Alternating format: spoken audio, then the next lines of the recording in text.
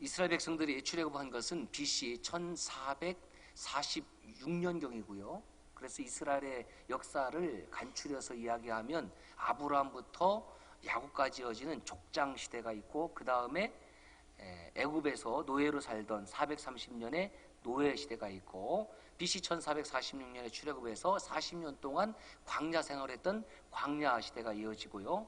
그 다음에 BC 1446년에서 40년을 빼면 BC 1406년이죠. 1406년부터 BC 1050년 이스라엘의 초대 왕이 세워지는 왕정 국가가 되기 전까지의 350년 기간을 사사시대, 그렇게 이야기를 합니다. 그래서 사사시대 다음에 왕정시대, 그리고 BC 586년에 유다가 바벨론에 의해서 멸망돼서 포로로 잡혀가는 포로시대, 이렇게 역사가 쭉 이어져 오는데, 오늘 말씀은 이 사사시대의 끝부분에 해당되는 말씀이라고 할 수가 있습니다.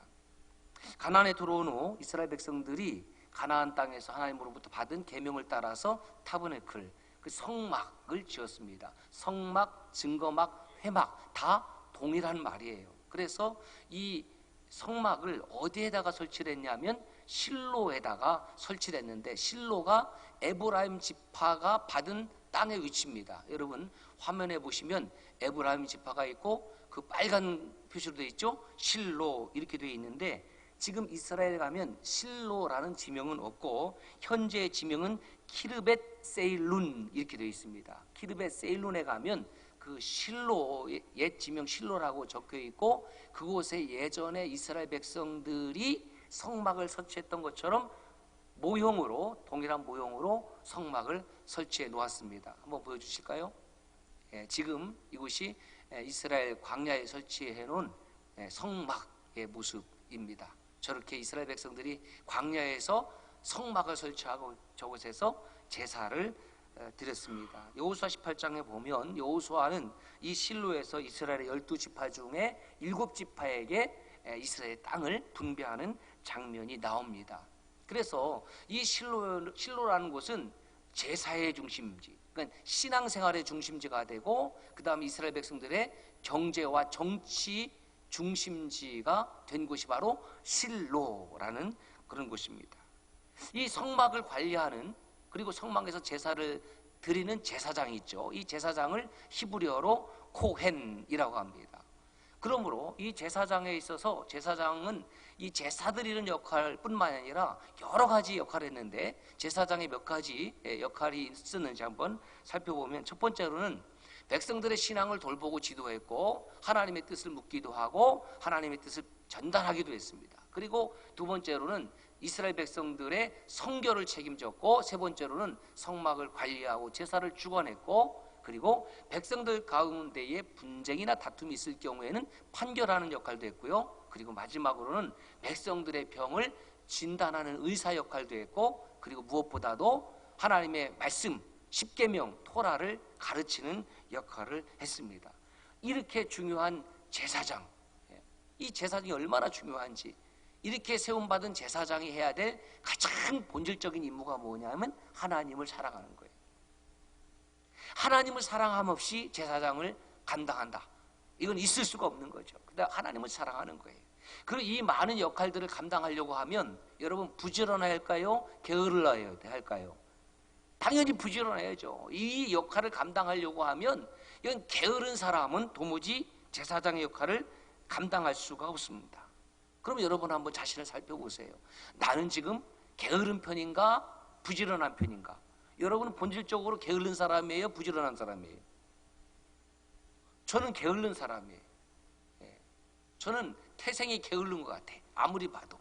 그런데 이제 신앙생활을 하고 또 공부를 하고 또 목사 일을 감당하면서 게으르고 싶지만 게으를 수 없을 뿐이에요. 그래서 억지로 부지런한 것도 참 감사한 일이 아닌가. 그래서 완전히 신앙의 생활 때문에 삶의 태도가 바뀌어지는 거예요. 제가 목사가 안 됐으면 새벽 기도할 인간이 아닙니다. 그 목사가 되었기 때문에 억지로라도 새벽에 일어나서 이제 훈련을 받으니까 새벽형 사람으로 하나님이 나를 바꿔주신 거예요. 그래서 새벽기도 나오시는 분들은 제가 어떤 생각을 하냐면 여러분들은 나보다 훨씬 낫다, 늘 마음으로 그렇게 존경하고 있습니다.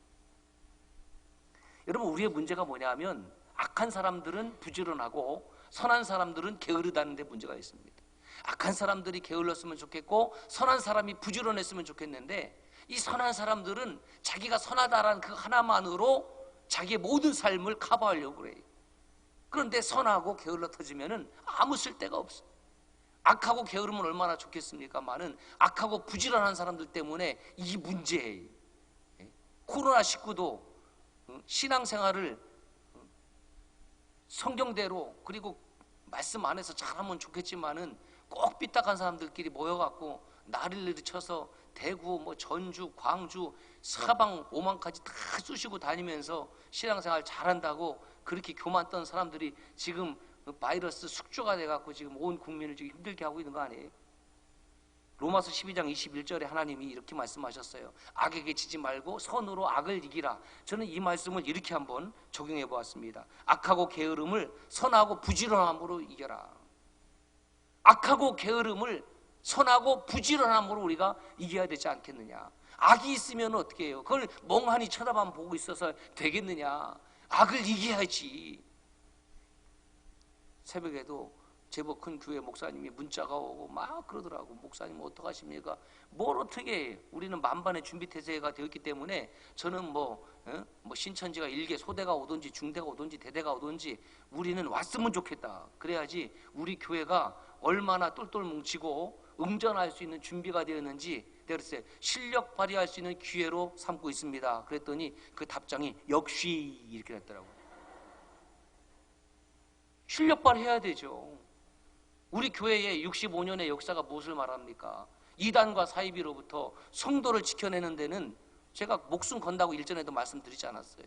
저뿐입니까? 우리 모든 교우가 여러분들을 지키고 있으니까, 하나님 지키고 있으니까 여러분 걱정하지 마세요. 지금도 뛰고 말이죠. 저 앞에서부터 1차 검색, 2차 검색, 3차 검색 지금 하고 있어요. 못 뚫어요. 뚫고 들어오면 여기 마지막 채가 있습니다.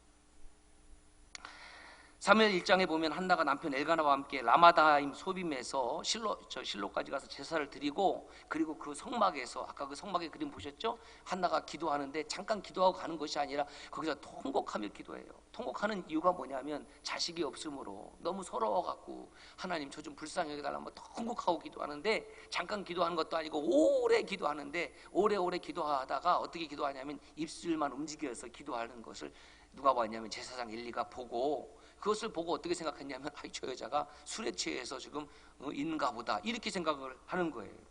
그래서 사무엘상 1장 14절에 보니까 엘리가 그렇게 얘기를 하는 거예요. 네가 어찌하여 취하여 있느냐? 포도주를 끊어라, 술 끊어라.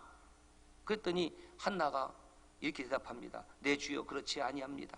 나는 마음이 슬픈 여자라 포도주나 독주를 마신 것이 아닙니다.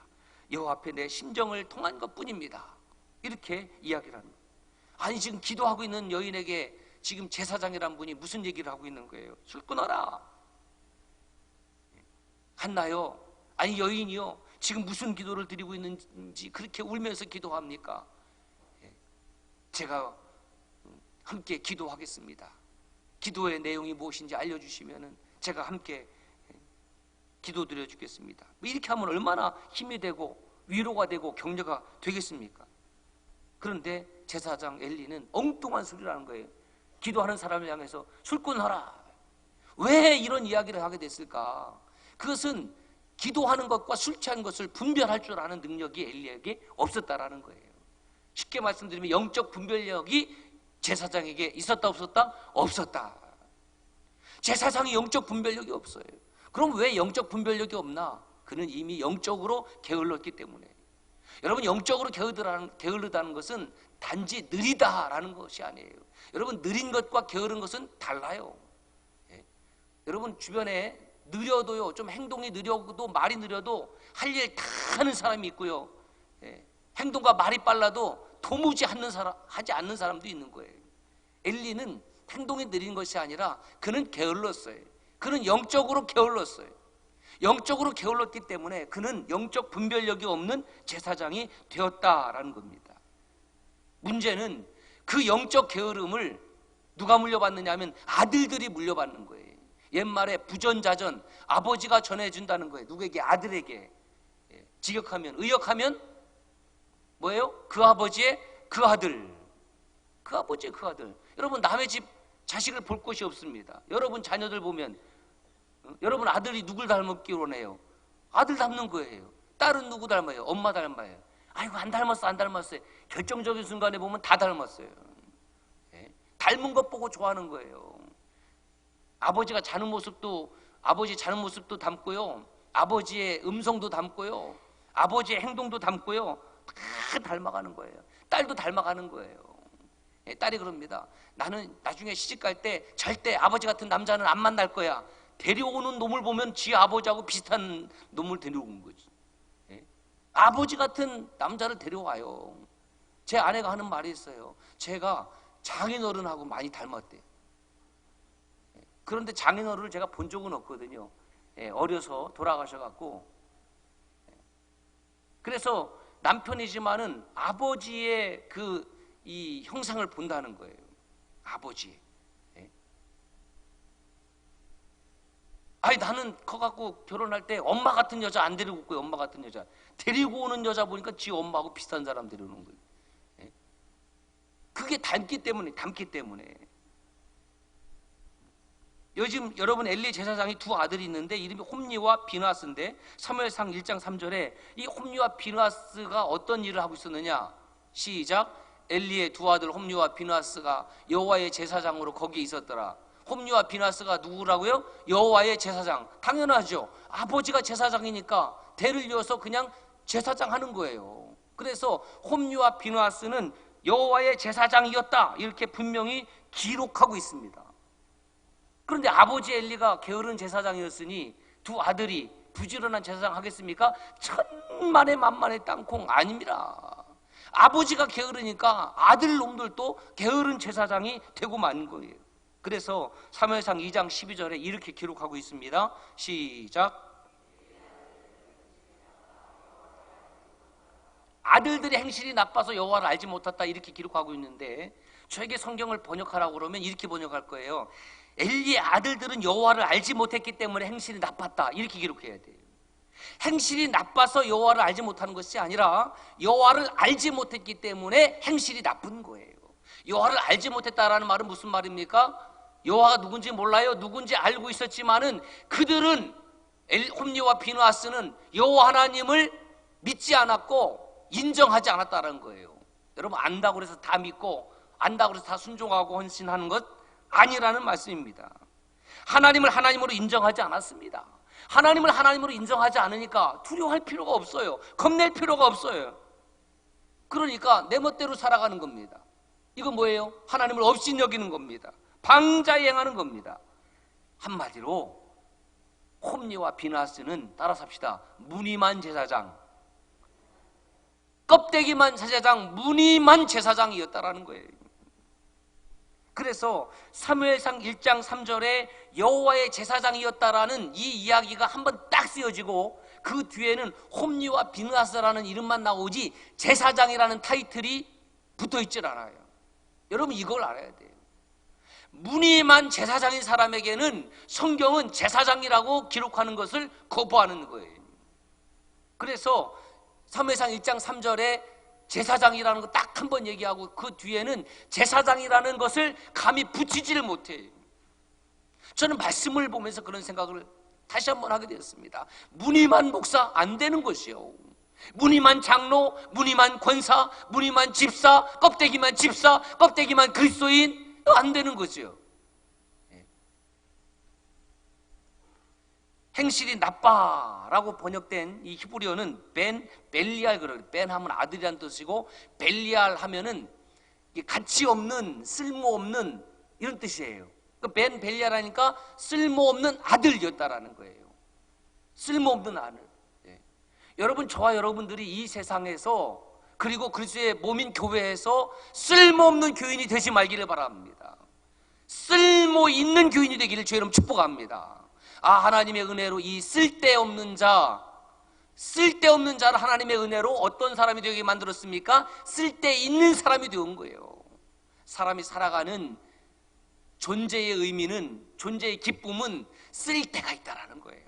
가정에서도 쓸 때 있고, 직장에서도 쓸 때 있고, 교회에서도 쓸 때 있고, 기도로 쓸 때 있고, 그렇죠, 찬송으로 쓸 때 있고, 말씀을 전하는 데 쓸 때 있고, 교회의 봉사로 쓸 때 있고. 이게 얼마나 귀하고 값진 인생입니까? 몽당 연필처럼 다 쓰다가 닳아진 인생 돼야 되는 거 아닙니까? 열심히 헌신하고 순종하고, 그죠, 충성해서 제가 되는, 타서 제가 되는 그런 인생이 하나님 보시기에 가치 있는 인생 아닙니까? 고린도후서 6장 14절에 그래서 사도 바울이 이 벨리알을 다시 한번 언급하는데 이렇게 언급하고 있습니다. 시작. 그리스도와 벨리알이 어찌 조화되며 믿는 자와 믿지 않는 자가 어찌 상관하며. 여기서 벨리알이 뭐냐면 쓸모없는 뜻인데, 유대인들은 이 벨리알을 사탄의 무수한 얼굴 가운데 하나로 그렇게 인식을 했어요. 그러니까 벨리알 하면은 원어의 의미는 쓸모없는 이지만은 그 벨리알이 가져다주는 의미는, 이거는 그리스도에게 반대하고 사탄에 속한, 사탄의 가장 이게 괴수 중의 괴수를 벨리알, 유대인들은 그렇게 표현했습니다. 벨리알은 타락한 천사요 태만과 게으름의 상징이었다. 그러니까 벨리알의 아들, 그랬으니까 얼마나 게으른 아들이었느냐라는 것을 알 수가 있는 것입니다. 밀턴이 신라원이라는 책을 쓰지 않았어요? 그래서 그 신라원 보니까 이런 구절이 있어요. 벨리알에 대해서. 벨리알은 타락한 천사들 중 그만큼 악덕을 사랑한 비천한 자가 없다. 악을 사랑한 천사, 그게 벨리알이라는 거예요. 조금 더 읽어드릴게요. 우아하며 세련된 태도로 벨리알이 일어섰다. 하늘에서 쫓겨난 자 가운데 이보다 더 수려한 천사는 없었다. 그는 태어나면서부터 위험에 차있고 고귀하며 용감한 행동력을 과시하는 것처럼 보였지만 사실 이것은 모두 꾸며낸 허식에 지나지 않았다. 다 거짓말, 다 가짜. 이것이 벨리알이었습니다. 무림한 제사장이었지만은 이 홈리와 비느하스가 행하는 모든 행실은 다 가짜요 거짓이었고 악이었다라는 거예요. 그 여러분 얼마나 심각해요. 백성들은 제사장복을 입었으니까 저 사람이 참된 하나님의 종이었거니, 그가 참된 제사장이었거니 그렇게 생각을 하는데, 무늬만 그랬고 그가 하는 모든 것은 가짜였고 악이었다라는 거예요. 당시 드렸던 많은 제사 가운데에 화목 제사가 아주 단연코 많았습니다. 하나님과 나 사이를 화목하게 하는 제사, 그죠? 그 제사 중에 그 이제 제물을 드리면 뭘 드리냐면 기름을 하나님께서 태워드리고, 살코기는 누가 가져가냐면 제사를 드리는 사람하고 제사장이 가져가는 거예요. 여러분 잘 생각을 해보세요. 하나님께 뭘 드린다고요? 기름덩어리를 드리는 거예요. 여러분 고기를 드실 때 기름덩어리가 좋아요? 고기가 좋아요? 고기를 먹을 때 살이 좋아요? 기름덩어리 좋아하는 교인 선들, 나 이분들 모시고 다닐래 내가. 아이고 얼마나 감사해. 그렇죠? 옛날에 부모님께서 생선을 잡술 때 어두 육미래. 아이고 참. 고기는, 생선은 어디가 맛있다고요? 생선은 대가리라고 하는 거죠. 생선은 대가리가 맛있다. 그래서 먹었더니 이 자식이 커서도 어머니 생선은 대가리가 맛있는 거죠. 어머니는 대가리 드리고 나는 몸통 먹고. 얘라 이 나쁜 놈아, 이 철아 이 불효자식아. 맛있는 고기 부분은 자식 주려고, 야 고기 생선은 머리가 맛있는 거야. 그렇게 말한 부모의 심정을 깨닫지 못하고 어디다 대고 어머니 생선은 머리가 맛있는 거니까 이거 드시고 우리는 몸통 먹을게요. 말과 뜻을 해야지. 뭘 알아야지. 여러분 보세요. 고기 중에서 하나님께 드린 것은 어떤 부분이었다고요? 기름 부분. 우리가 먹을 수 없는 부분. 그리고 살점은 제사장이 가져가고 그 다음에 제사를 드린 사람이 가져가서 먹게 했어요. 여러분 이것이 하나님의 사랑이라는 것을 아셔야 되는 거예요. 하나님은 우리의 제사를 받으시되 우리가 먹어야 될 살을 태워서 받는 분이 아니라 우리가 살을 먹고 우리의 마음과 정성을 받으시는 하나님. 할렐루야.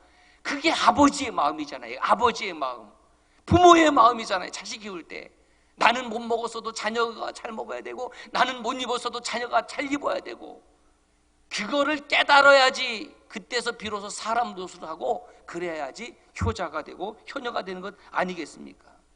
그런데 제사장이 먹어야 될 것과 이 제물을 드리는 제주가 먹어야 될 것도 하나님이 분명하게 가르쳐 주셨는데, 레위기 율법에 따르면 제사장은 제물의 가슴살을 먹고 오른쪽 넓적 다리를 취하고, 제주는 앞 넓적 다리를 취하고 뭐 두 볼을 취하고 뭐 위를 취하고 이렇게 자세히 가르쳐 주셨습니다. 그런데 이렇게 가르쳐 주셨으면, 이 율법을 가르쳐 주셨으면, 제사의 법도를 가르쳐 주셨으면 그 법도를 누가 앞장서서 지켜야 되느냐? 제사장이에요.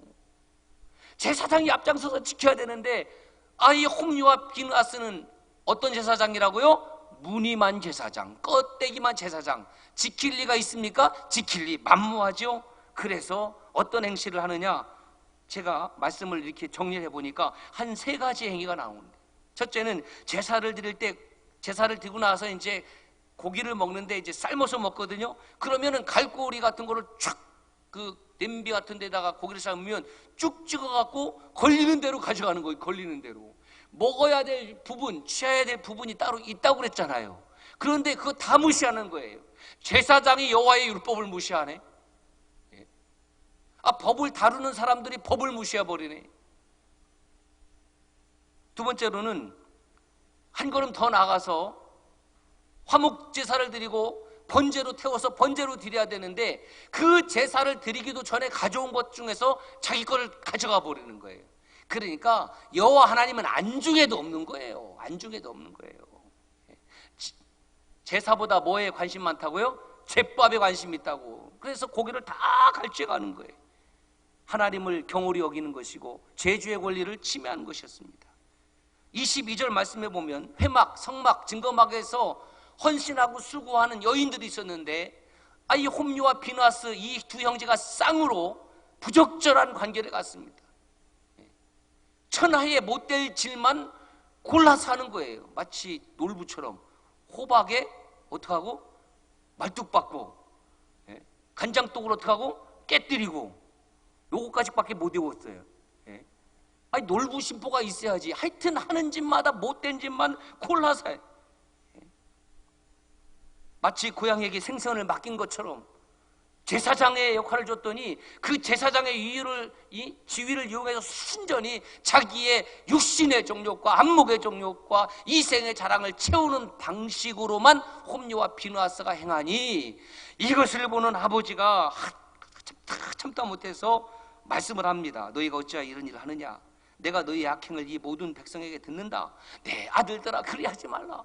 내게 들리는 소문이 좋지 않다. 너희가 여호와의 백성으로 범죄하게 하는도다. 그렇게 이야기를 하는데, 그렇게 이야기를 하면, 아버지가 이야기하면 아들이 들어야 돼요, 안 들어야 돼요? 우리 청년들, 아버지가 말씀하면 들어야 돼, 안 들어야 돼? 왜 이렇게 늦냐 너희들은? 다시 한번 물을게. 아버지가 말씀하셨어요. 들어야 돼, 안 들어야 돼? 들어주세요. 그런데 안 들어.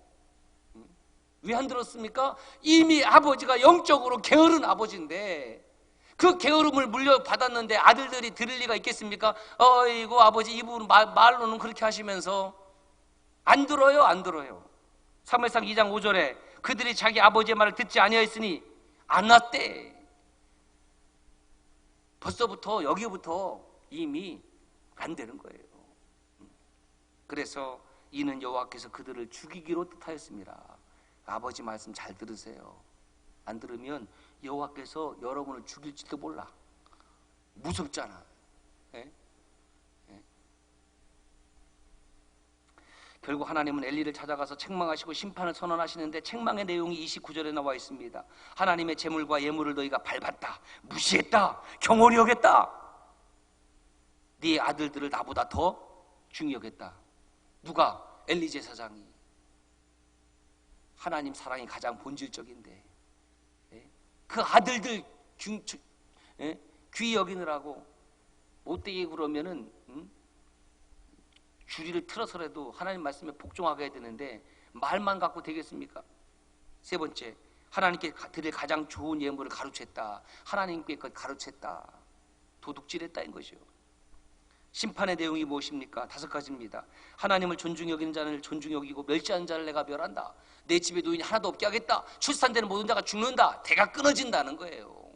그래서 4번째 보니까 홈리와 비느하스가 네 아들들 둘이 한날에 쌍으로 죽는다. 여러분, 이 정도면은 통곡하고 애통하고 하나님 죄송합니다, 잘못했습니다, 뭐 이렇게 해야 되는 것 아니에요? 이미 영적으로 게을러서 무의어졌기 때문에 아들 죽는다고 그래도 별 눈 하나 깜짝 안 해요. 예? 무기력한 아버지, 무기력한 제사장, 영적으로 무뎌지면은 하나님의 말씀이 들려줘도 도무지 반응을 하지 않아요. 이미 죽은 거예요. 살아있으나 죽은 거예요. 살아있으나 죽은 제사장이 된 겁니다. 그래서 하나님은 35절에 5번째입니다. 하나님을 위한 충실한 제사장을 일으켜서 하나님의 뜻대로 행하게 한다. 그 엘리 뒤를 이어서 일어난 제사장이 누굽니까? 사무엘이에요. 사무엘. 야, 너 가짜지? 너 무늬만 제사장이지? 그러니까 이제는 내 뜻대로 행할 제사장을 내가 일으킬 거야. 쉽게 말하면 너 끝이야, 그런 거예요. 너 끝이야. 성도 여러분, 목회자는 목회자로, 우리 장로님은 장로님대로, 권사님은 권사님대로, 집사님은 집사님대로 예수 잘 믿기를 주님 축복합니다. 그렇게 안 하면은 너 끝이야. 내가 다른 사람 세울 거야. 야, 장목사, 너 목회 똑바로 해야지. 너 엉터리를 해버리면, 너 가짜면은 내가 다른 목사 세울 거야. 이렇게 말씀하는 거 아니에요? 정신 차리세요. 우리 권사님, 우리 집사님, 우리 장로님 정신 차려야 돼. 이렇게 마지막 시대에 예배가 위협받고 생명이 위협받는 시대를 살아가면서도 이 사인을 모르고 무감각해 지낸다고 하면 이거 도무지 답이 없는 거예요. 여러분, 왜 엘리자 제사장이 이런 책망과 심판을 받았다고요? 영적인 게으름 때문에. 토마스 아퀴나스, 토마스 아퀴나스 얘기를 했죠. 토마스 아켄피스하고 비슷한 말인데, 비슷한 이름의 토마스 아퀴나스라는 이런 학자가 있어요. 아주 신학대전이라는 위대한 신학자였는데, 이분이 이런 얘기를 했어요. 게으름이 뭐냐? 같이 읽습니다. 게으름이란 무슨 일을 하고자 하는 에너지가 거의 고갈되었거나 잃어버린 상태가 바로 게으름이다. 한마디로 게으름은 나는 아무 일도 하기 싫다라는 거예요. 주님의 종으로 부름받았지만은, 일꾼으로 부름받았지만은 이 게으름의 바이러스에 감염이 되면 사역하기를 거부하고, 순종하기를 거부하고, 헌신하기를 거부하고, 기도하기를 거부하고, 찬양하기를 거부하고, 나는 아무것도 안 해. 가정에서도 아무것도 안 해, 직장에서도 아무것도 안 해, 그리고 주의 몸인 교회에서 아무것도 안 해. 먹는 걸 하더라고. 먹는 건 먹고 배설하는 일은 하겠지. 이 정도 되면요, 심각한 영적 타락이 시작이 된 거고요, 이 정도 되면 이미 하나님의 심판이 임한 것 아니냐라는 거예요. 사랑하는 우리 성도 여러분, 코로나19 바이러스의 위협이 있습니다. 다 두렵습니다. 그러나 그 바이러스의 위협이 영적 게으름의 핑계거리나 우리의 영적 게으름을 정당화시키는 수단이 되지 말기를 바랍니다. 주일 오후를 드리지 못하고 새벽 기도를 하지 못함에 대해서 애통하는 마음이 있는 것이 아니라, 아이고 이게 쉬어야 되겠다, 잘 됐다, 이런 육신적인 생각과 마음이 들어오지 않겠습니까? 내가 기도하지 않는 이유는 나 때문이 아니라 코로나19 때문이야. 이제 웬만하면 다 코로나19야. 다 미루는 거죠. 자기의 영적 게으름을 합리화시키는 수단으로 코로나19를 들이대지 말자라는 겁니다. 위기는 기회라는 말을 우리가 잘 알고 있잖아요. 그러면 이때 한번 써먹어야죠. 개인 위생도 철저히 하고 서로가 배려하고 지켜주면서도, 그럼에도 불구하고 영적으로 깨어있어서 하나님의 사인을 알아듣고 우리가 기도하고 온 교회가, 온 교우들이 하나 되는 역전의 시간이 되기를 주님으로 축복합니다. 이 기간이 얼마일지 알지 모르지만 우리가 합심해서 기도하고 서로 카톡에서 대화를 나누고 문자로 대화를 나누면서 서로 위로하고 격려하며 생명의 말씀을 붙잡고 이겨나갈 때에 하나님께서 우리를 치유하시는 놀라운 역사를 경험하게 될 줄로 믿습니다. 영적 게으름에서 영적 불질러남으로 다시 한번 전환되는 이러한 시간과 기회가 되시기를 원합니다.